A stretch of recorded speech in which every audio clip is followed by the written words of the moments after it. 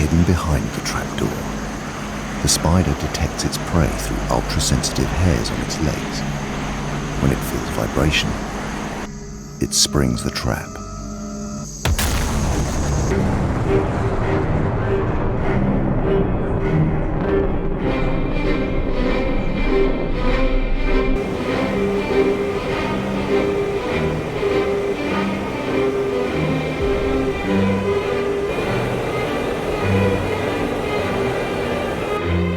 Hey there, like my IL-2 videos, I wanted to make some DCS videos that are multiplayer specific.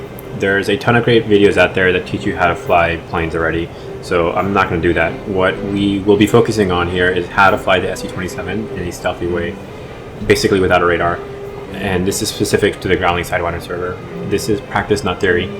If you are into competitive multiplayer sim gameplay, then I invite you to subscribe. For those that are my subscribers and don't play DCS but are curious, I'm going to kind of make sure I have a World War II point of view on things so you'll be able to follow along.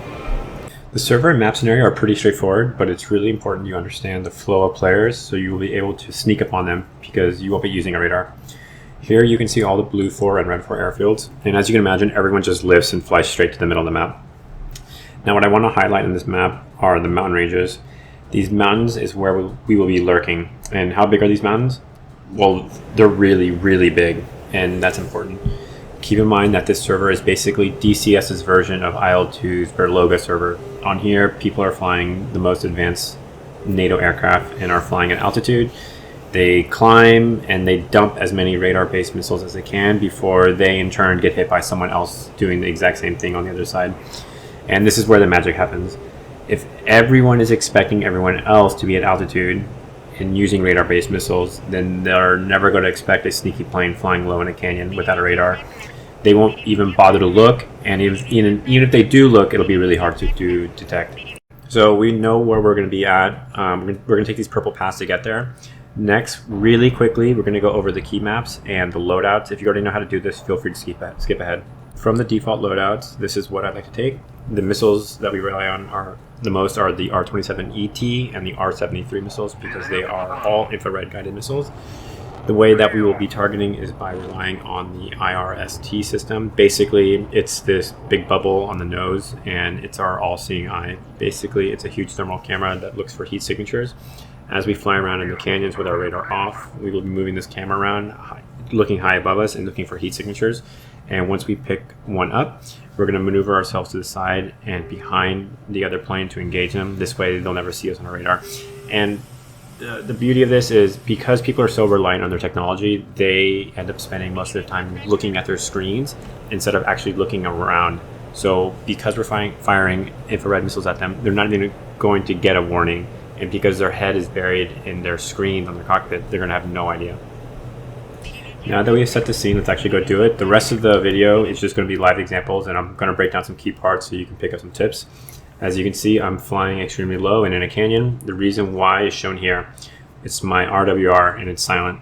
For those World War II pilots watching, the RWR or the radar warning receiver is something that tells you when you are being tracked by an enemy radar or even friendly radar.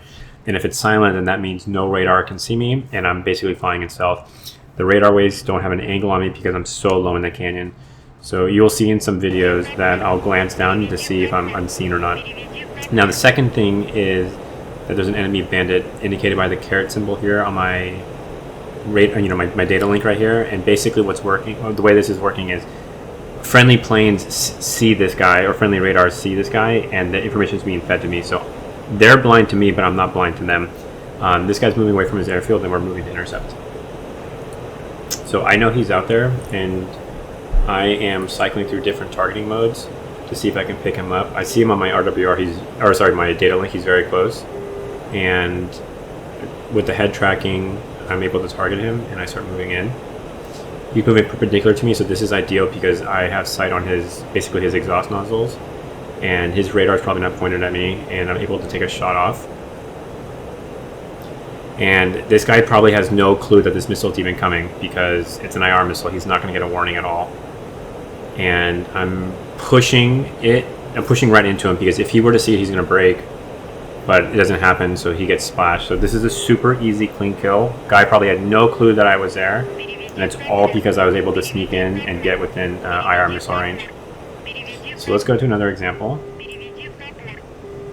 Cruising, we're low, and we see on the data link, the bottom right of the screen, the carets, which are enemy, and the O's, which are friendly.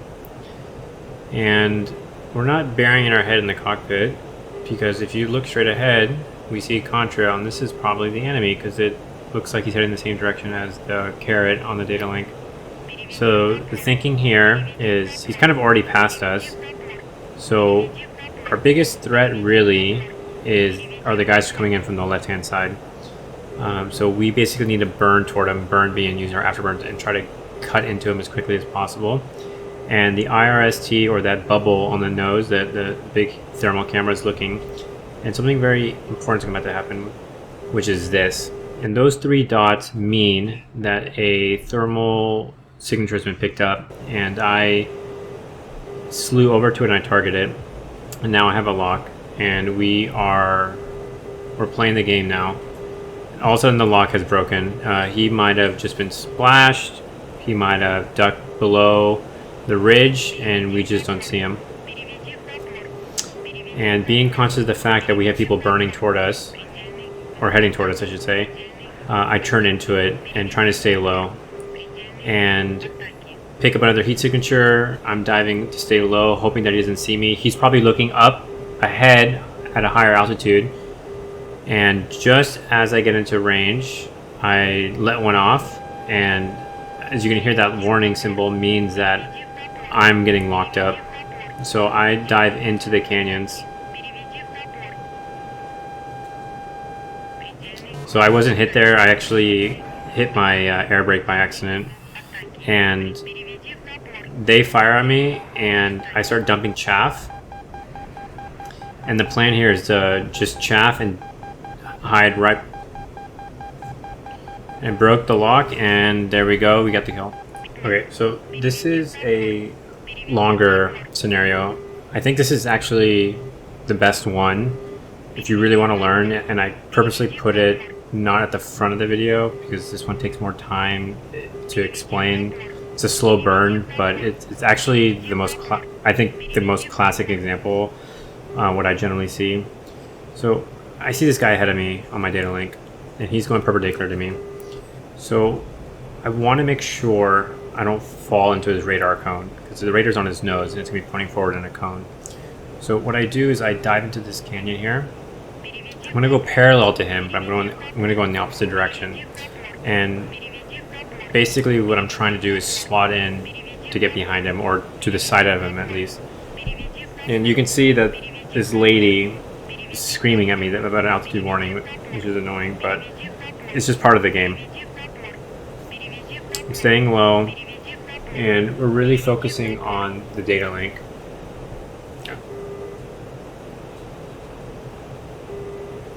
And we're giving ourselves options here. So we see that he's turning into us, and what we do is we want to get even lower. We want to try to mask ourselves as best as possible and make it really hard to see us with the radar.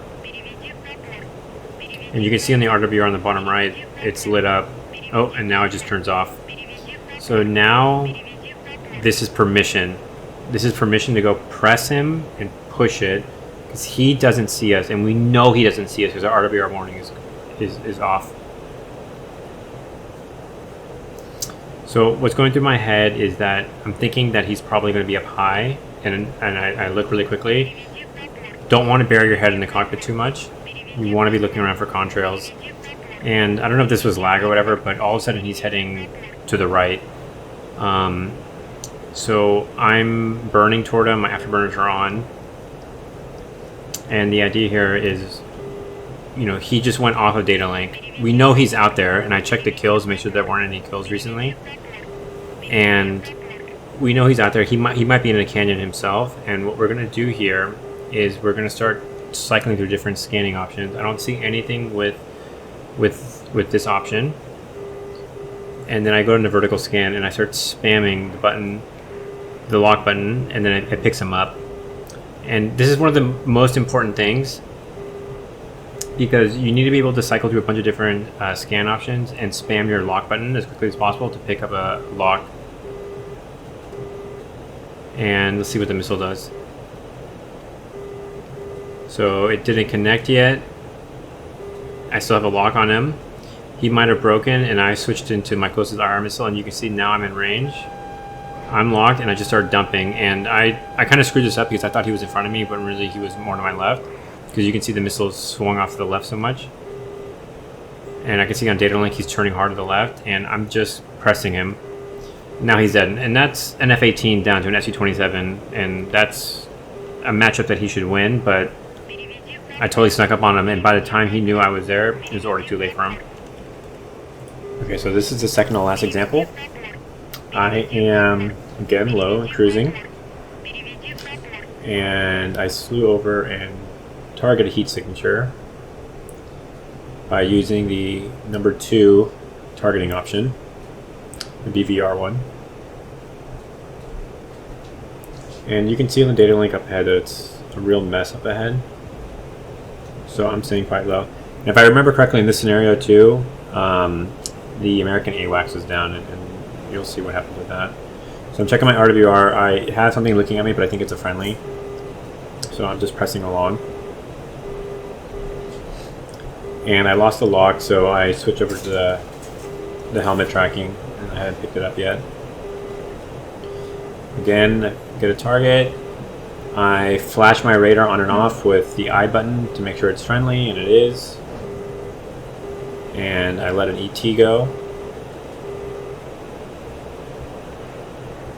And because we're coming head on with each other, which is actually quite dangerous, want to make sure I'm keeping my nose low, or keeping my plane low, because if I need to dive out, my missile gets eaten by a tree, which actually happens quite often when you're doing this. So you need to be careful of that. So I'm trying to climb up to make sure this doesn't happen again, and I use my head tracking to pick him back up because I know I have a general idea of where he's at. And I'm getting locked up now, which is a little scary, but look at the right hand side. There's all these canyons, and immediately I start to descend. You know, I'm looking to make sure there aren't any contrails coming toward me. IR missiles wouldn't give me a warning. And I see one of the bandits on the data link turns into me, and he's shot. So I'm dumping chaff. And because I'm so low, the missile can't keep a lock because it can't even see me anymore.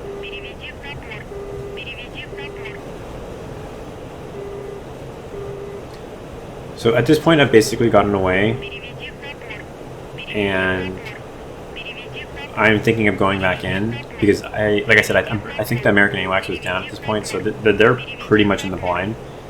So by using the terrain to mask my movement, I'm actually going to go right back in. And there's 3 of them, mind you. I see I switched to the vertical targeting. I wanted to see if I could catch one, maybe against the horizon, because these guys are actually pretty close. And I saw a heat signature on my BVR targeting and lock it up. And look, I'm behind 2 guys, and I have 1 guy in front of me, and he doesn't see me right now. So this is actually a really ideal scenario. If I play this right, I could actually probably get all 3. So I let one go. Again, switch to head tracking, which is great for the R-73 because it could fly so much off to the side. And I'm so close to this guy that if I really wanted to, I could probably switch to cannons and run this guy down. But because I'm not trying to meme and trying to get as many as possible, I'm just using missiles. So I make a big mistake here. I kill this guy. I am getting locked. And all those targets that I had seen earlier are gone. So they're probably in the canyons. And what I didn't see was this guy behind me. And I basically had flown past one and behind one, which is probably the biggest threat that can happen with this. Okay, so last video, real quick. This is a warning. It's really easy to kill friendlies when you do this. And you can see I locked this guy up and I let one go. And look at the HUD. On the bottom left, you see how it says A, that little Russian looking A. If you flash your radar on and off, which I just did, it says ACB now. ACB means friendly, basically. So you can flash your radar on and off real quickly to get the IFF going. And I screwed up here. I totally killed a friendly. So make sure you flash your radar on and off before you shoot. This video was much longer than I expected, and it was also much harder to edit because I usually make IL-2 videos. So this wasn't just working with a formula that I already have. It was really making a new formula because I hadn't really seen anyone do a video like this in the DCS community. My whole angle on YouTube is making guides and reviewing gameplay for Sims, specifically just for multiplayer. So if you keep that in mind, 90% of the players in DCS and IL-2 only play single player, and both games are pretty small. You know, this isn't Minecraft or anything. So this channel is a niche within an already small niche. If you would like to help, all you have to do is click the subscribe button. Only about 29% of my viewers are subscribed, and if you are on YouTube with under 1,000 subscribers, then YouTube doesn't really have a reason to push out your content, so I would really appreciate it. If you found this video helpful, too basic, or too advanced, please let me know. What I had originally intended and what I ended up making differed slightly, but I think I hit all the things I wanted to hit.